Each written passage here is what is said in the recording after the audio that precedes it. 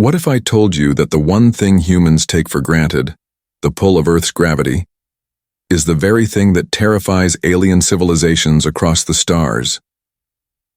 When an advanced species arrived, ready to dominate a weak planet, they discovered something they didn't expect. A quiet, crushing force that shaped the strongest beings they'd ever met. This story isn't just about an invasion. It's about the hidden power within us all. If you're new here, don't forget to subscribe and show some love with a thumbs up. Now let's dive into this gravity-defying journey. The sky turned a deep orange as the last rays of sunlight slipped behind the horizon. People across the planet watched with wide eyes as the clouds shimmered and twisted unnaturally. At first, no one believed what they were seeing. Then slowly and silently the shapes appeared. Dozens of ships emerged from thin air, their outlines sharp and smooth, hovering just above Earth's atmosphere. They didn't roar or flash. They simply hung there like shadows carved into the evening sky. Panic spread quickly, but there was no attack. Not yet. From the largest ship, a message was broadcast. It came in every language known to humans, clear and without emotion. We are the delegation of Eltheon. We seek observation and assessment. Prepare for our arrival. The world held its breath. Within hours, the Global Council had assembled. Earth's nations had long prepared for contact, but nothing about this felt like peace. Still, no one wanted to be the first to strike.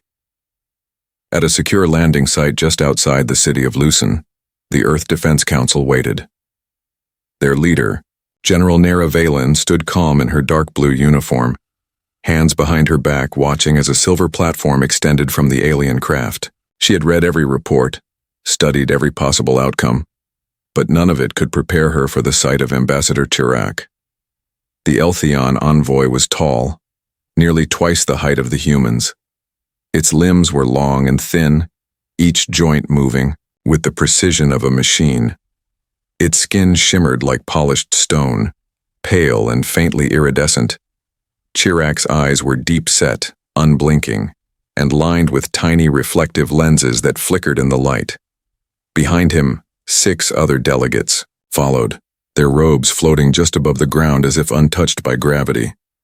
Chirac's translator device pulsed with light as he spoke. "This world holds potential," he said, his voice hollow and distant. "We have come to assess your value to the greater union." The words were carefully chosen, not threatening, but not friendly either. Nera stepped forward with a slight, "Odd. Then you're welcome to observe. We've arranged a tour of our industries, infrastructure, and civilian systems. You'll see for yourself how Earth functions."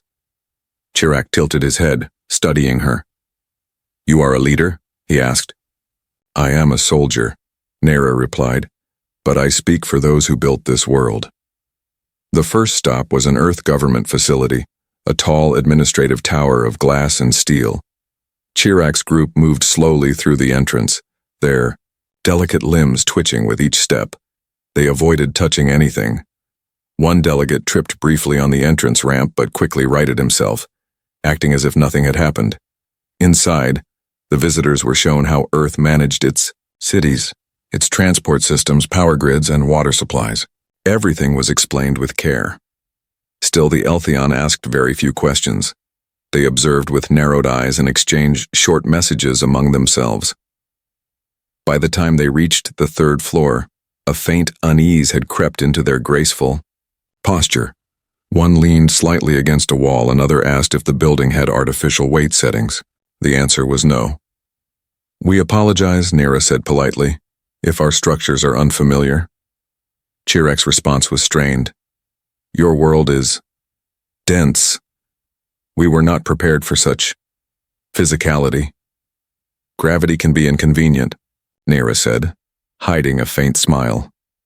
The tour continued to a fabrication facility where machines hummed and sparks flew. Human workers moved confidently between stations, lifting heavy components, turning large gears, and welding with practiced ease. The visitors flinched slightly as each spark lit up the room. One of them tried to observe a worker close-up but had to step back when the heat became too much. "These people perform these tasks daily?" one of the Eltheon asked in disbelief. Of course, replied a technician, wiping sweat from his forehead. Nothing too tough today, though. Most of our labor is automated, but we still like to get our hands dirty. Chirac's breathing had become shallow. His translator clicked oddly before continuing. Such activity. Your kind must suffer long-term stress from this level of exertion. Nera shook her head. On the contrary, this is normal. Even relaxing for some. The group moved to the next location, a university campus. Students laughed and jogged across the quad. Others climbed a set of stairs 2 at a time, backpacks bouncing. The visitors took slow, deliberate steps. At the top of just one flight, 2 delegates had to stop. One sat down. Chirac looked out across the campus with a heavy expression. Your people are unusual, he admitted. Your structures, your movements, they defy what we understand of biology. You've only seen a fraction, Nera said. Wait until you see what we do in the mountains. A silence fell between them. Chirac didn't respond immediately. His gaze lingered on a student tossing a ball high into the air, leaping to catch it with effortless joy. Finally, the ambassador said, We may need to reconsider our expectations. The sun had disappeared now, and artificial lights lit the streets of the city. As the delegation made its way back to their ship, assisted by hovering platforms they had requested midway through the tour, Nera walked alongside them without fatigue. Her steps were steady, her voice calm. She said nothing, but every word, unspoken, added weight to the message Earth had sent that day. No weapons had been drawn, no threats had been made, but the visitors who had arrived full of pride and confidence now returned to their ship with trembling limbs and aching joints. They came expecting to assess humanity's worth. But in only a few hours they had discovered that strength takes many forms, and that gravity reveals more than just mass. The next morning, the Eltheon delegation resumed their tour with cautious optimism. Despite the physical strain they'd experienced the day before, Ambassador Chirac insisted on continuing the mission. Pride held him upright, even though his limbs ached and his movements had lost their elegant rhythm. His aides moved quietly, glancing often at one another, their posture more rigid than before. The air on Earth felt thick, too heavy for their lungs, and the very ground seemed to cling to their every step. Still they pressed on, determined to complete their assessment of the planet's worth. Their first stop was a hydroelectric dam perched between 2 cliffs, with water rushing below. In a roar of white foam, the structure spanned hundreds of meters, a testament to both power and control. General Nera Valen met them there again, this time dressed in lighter gear, her boots caked with dust from a morning inspection. This station provides power to 3 cities, she said, raising her voice over the wind and water, all maintained by a team of 20 engineers and rotating crews. As they crossed the dam's narrow service path, the Eltheon delegates walked slowly, their balance unsteady against the pull of Earth's gravity. Chirac gripped the railing tightly, his long fingers wrapped around the cold metal. One of his aides fell behind and had to be assisted by a human technician, who offered a steady arm and a quiet word of encouragement. Next came the spaceport, a sprawling launch center surrounded by warehouses, launch pads, and freight hubs. Cargo loaders zipped past, driven by humans in orange vests. Others carried crates by hand, their muscles flexing with the weight of metal and equipment. One woman lifted a large storage box from a conveyor belt and set it down with a heavy thud. Chirac watched her silently. His translator clicked softly before speaking. Is that unit powered? He asked. No, Nera replied. That's manual labor, just routine maintenance. The ambassador stared. To him, such an act was a feat of strength. Where he came from, lifting anything heavier than a toolkit required mechanical help. Even their warriors relied on artificial supports to move in high-pressure environments. Here, these humans performed these tasks like they were nothing. And your people do this daily? Chirac asked again. Every shift, Nera said with a nod. Sometimes longer if the schedule's tight. There was no hiding the strain now. The Eltheon group took longer between sites, paused often to rest, and no longer disguised their fatigue. Their once graceful movements had become awkward. Even breathing required effort. Still, no one on the human side made comment.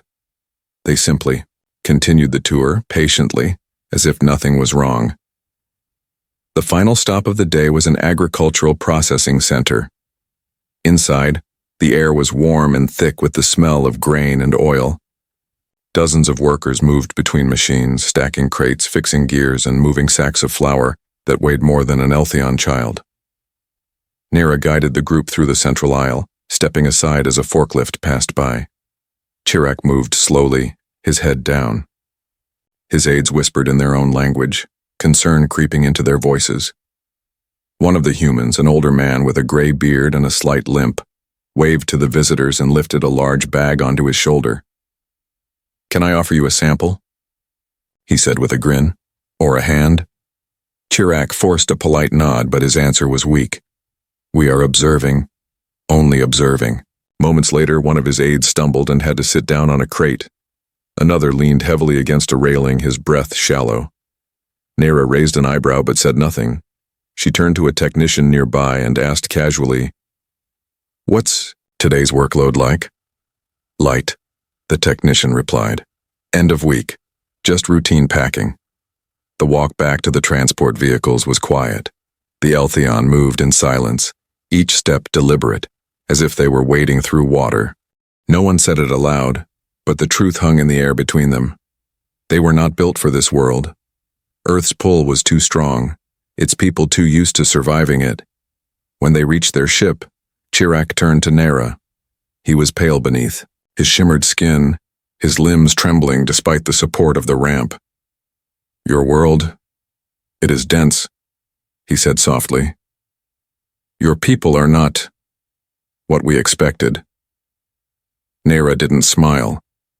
She simply nodded. "That's something we've heard before." Inside the Elthion vessel, the medical team scrambled to assist the ambassador and his aides. Pressure suits were recommended, and a rest period was ordered. Chirac sat alone for a while, reviewing the data. Every recording, every heartbeat, logged during the tour confirmed the same thing. Earth was not a soft world. It was heavy, demanding, and its people had been forged by it. He watched a video clip of a young human carrying construction materials up a narrow scaffold. The child was barely out of school, yet moved like it was nothing. That strength, quiet, and invisible from a distance, now weighed heavily on Chirac's mind. The plan to quietly dominate this planet had seemed reasonable from orbit. But after a single day walking Earth's ground, the delegation understood. They were the ones out of place. They had come to measure humanity's usefulness, but now they were being measured instead by every stair climbed, every crate lifted, every casual step through gravity they could barely withstand. Beneath the quiet hills of northern Catal, where the land folded into wide valleys and rocky cliffs, a team of human geologists chipped away at the base of a large mountain. The air smelled of dust and lichen, and the sun beat gently against their backs. Among them was Lara Devik, a field specialist with sharp eyes and calloused hands. She crouched close to the stone wall, brushing away debris with steady strokes. Though the region was remote, her team had been stationed there for months, following strange magnetic signals that pulsed deep beneath the crust. No one knew exactly what they were looking for, only that something old and powerful waited beneath the stone. Elsewhere in orbit, the Elthion ship floated silently, its outer surface absorbing sunlight and giving nothing in return. Inside the vessel, Ambassador Chirac sat in a darkened observation chamber, surrounded by floating data displays. His eyes, dull from exhaustion, scanned footage from the delegation's visits. He saw the humans again, hauling, climbing, enduring, and felt a quiet pressure behind his eyes. That pressure wasn't just from Earth's gravity. It came from the slow collapse of his assumptions. He had spoken with pride about his civilization's long history of conquest and resource control, but nothing in their past had prepared them for what they now faced. A species that lived with pressure as its norm, whose bodies adapted not because of ambition, but because of necessity. Back on Earth, Lara paused in her work. A low vibration passed through the rock under her feet, faint but growing. The others looked up. Seismic, one of them asked. She shook her head. No, that came from deeper. It's artificial. They stepped back as the vibration became a low hum. The rock face trembled, and a thin vertical seam appeared, glowing with faint blue light. Lara reached for her radio. Base, we've got a structure. Non-natural. Possibly ancient tech. No damage, minimal radiation. The stone wall split silently, sliding open to reveal a passage leading down into the dark. Air rushed out, stale and cold. The team stared into the void, unsure whether to enter. Then Lara took the first step. If someone left this here, she said, they meant for it to be found. The others followed, flashlights flickering on, beams cutting through the dust. The tunnel sloped downward, walls lined with geometric patterns etched into the stone. Patterns too perfect to be natural. Symbols glowed faintly as they passed, reacting to their movement. Deeper still, they found a chamber, vast and circular, carved from the living rock. In the center stood a platform, and on it a crystalline structure pulsing with light. In orbit, the Eltheon sensors picked up the energy signature. It was small, but unmistakable. Unidentified source detected, reported one of the officers. Chirac's eyes flicked toward the alert. Location? He asked. Northern landmass, shallow mountain range. He rose slowly, his joints aching. Prepare a scout team. I want to see what lies beneath this gravity prison. On Earth, the humans examined the crystal. It gave off a low hum, steady and calm. Lara approached it cautiously, reaching out. As her hand drew near, a soft pulse spread through the room. The walls lit up with projections, maps of Earth and other unfamiliar planets. Text scrolled across the stone, too alien to read. The humans stood silently, awed. This isn't human, whispered one technician. It's a message. That same message now filled the Eltheon display systems. The alien structure had transmitted data through the crust, through the air, up to space. Chirac watched the symbols appear, some familiar, some lost to time. This technology, he murmured. It predates even us. He stared at the maps. One of the planets shown was their own, long before their rise to power. Another was Earth, surrounded by warning markers. The meaning grew clear. Earth had once been marked, classified as a pressure world, dangerous not for its species but for its environment. The crystal's message was ancient, left by a forgotten race that had catalogued planets and warned travelers of the risks. Earth was listed as a training ground, a crucible. Only the strongest adapted here. And now, it was home to billions who had done just that. Chirac's stomach turned. The humans were not a fluke. They were a result, shaped by their world into beings, with quiet power, hidden beneath ordinary skin. They did not need weapons to be dangerous. Their daily lives were tests of strength. The stone had preserved the truth. Earth wasn't just a planet. It was a proving ground. Back in the chamber, the crystal dimmed. The message had been sent. Lara stepped back and looked at her team. We need to report this, she said. Not just to our people. This changes everything. As they ascended back toward the surface far above them, the Eltheon ship floated in silence. Chirac stared at the planet, his thoughts unraveling. His mission had begun as an evaluation. Now it had become a warning. If they continued with their plans, they would not be met with weakness.